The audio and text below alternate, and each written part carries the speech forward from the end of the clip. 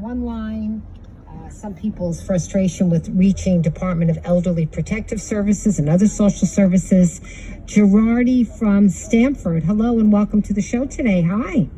Hi, Lisa. How are you? Nice to talk to you again. And listen, what I'm about to say, I don't think I'm poking fun at anybody or anything, but this whole issue with the Connecticut Sun and the governor seeming to be concerned about losing, which, by the way, a lot of people will verify what I'm telling you. The WNBA loses money every year. They're heavily subsidized by the NBA. So, okay. But the whole idea is we have a homeless problem in Connecticut. And you're totally right about that. How about and again, I'm not trying to be a wise guy, maybe a little bit, but, how about during a game day, let the homeless in during the game?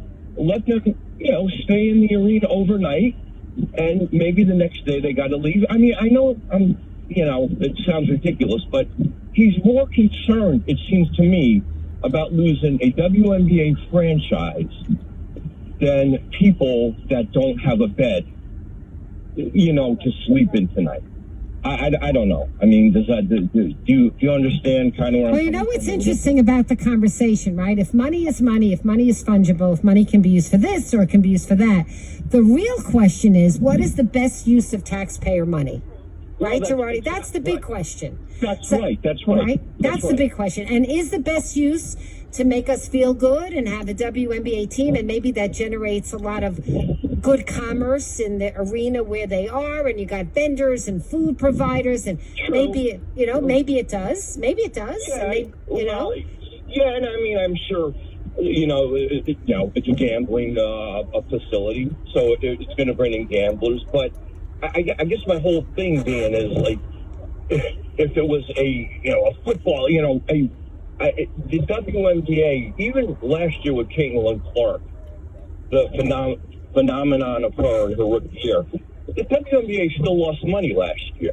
So I guess, look, maybe you don't necessarily want to lose them, but I think there's a lot more to worry about in this state than losing the Connecticut Sun. And I hear you.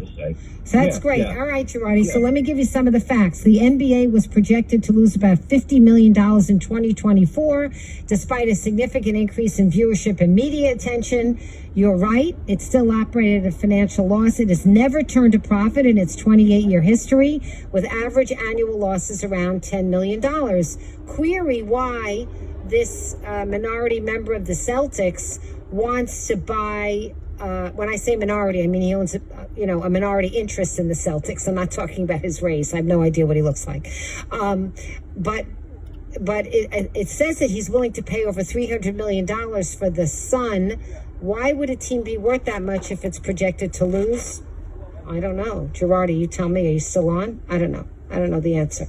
But there's a surging interest in owning it. Maybe he thinks that, like soccer, the sport that never happened yet, that at some point it's going to turn a profit. It's going to be big money making in the United States.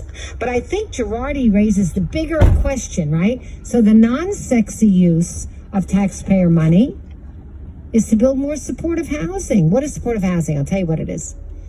It's housing where people get a communal meal maybe once a day, and there are people on staff that check to see that somebody has taken their meds.